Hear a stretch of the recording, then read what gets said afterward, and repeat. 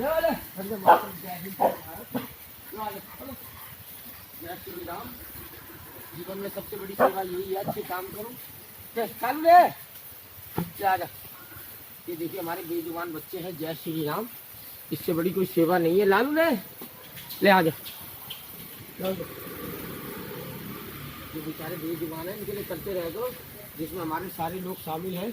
हमारे सत्य भाई और योगिता मैडम की तरफ से आज खाना है, जिसमें हमारे राजीव जी और संजीव जी सब लोग इन बच्चों की सेवा करते हैं। ले,